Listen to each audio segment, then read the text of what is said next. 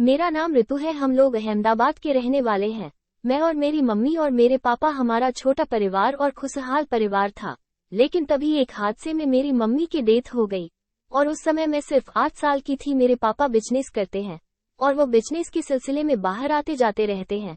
मेरा ख्याल कौन रखेगा, ये सोचकर मेरे पापा ने दूसरी शादी कर ली।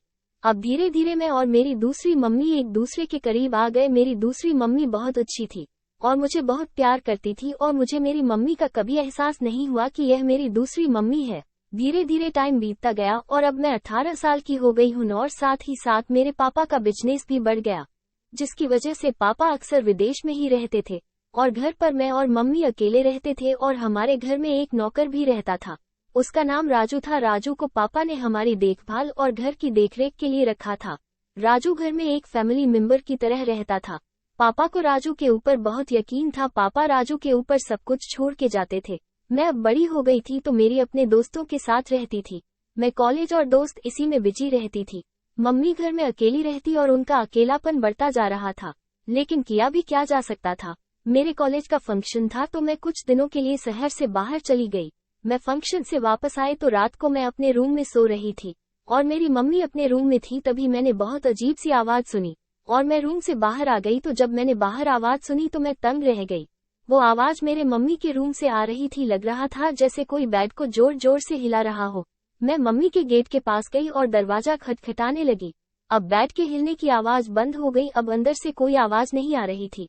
मुझे कुछ सही नहीं लगा तो मैंने जोर से दरवाजे को हिलाया तो दरवाजा खुल गया और मैं मम्मी को देखती रह गई। मम्मी एकदम निर्वस्त्र थी और राजू की गोद में बैठी थी। मैं ये सब देखकर समझ गई कि दोनों कुछ कर रहे थे और मैं मम्मी को डांटने लगी और बोली कि पापा को बता दूंगी। मम्मी कहने लगी तुम्हारे पापा तो बाहर रहते हैं। मेरे अकेलेपन का सहारा राजू ही बन गया। अब मेरी नजर राजू के ऊपर गई, वह भी बिना कपड़ों के था, उसका नाक खड़ा था। राजू बोला अगर यह बात तुम कहीं बोलोगी तुम्हारे घर की इज्जत जाएगी। मैं खड़ी होकर मम्मी से बात कर रही थी कि राजू मेरे पास आ गया और मुझे पकड़ लिया और मम्मी से बोला कि तुम्हारी बेटी भी जवान है, अगर तुम कहो तो इसकी भी गुफा खोल दो। आज नहीं तो कल किसी न किसी से ये भी गुफा खुदवाएगी।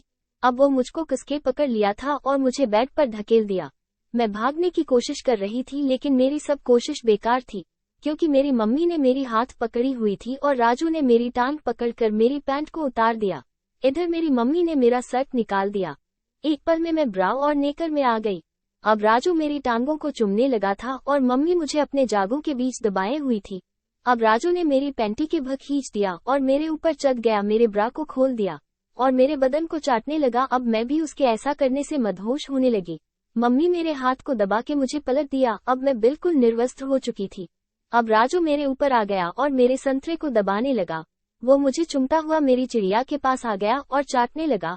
अब मैं छटपटाना बंद कर दी थी, उसके ऐसा करने से मैं जोश में आ गई थी। अब वो मेरी मम्मी को बोला इसको पकड़ के रखो, अब मैं इसकी सील तोड़ने वाला हूँ। अब मम्मी ने मुझे कसके पकड़ लिया था। अब राजू ने मेरे चिड़िया पर अपना नाग रखकर अंदर डाल दिया। अब मुझे ऐसा लग रहा था कि मेरी चिड़िया फट जाएगी। अब राजू अपने नाग को जोर जोर से अंदर बाहर कर रहा था।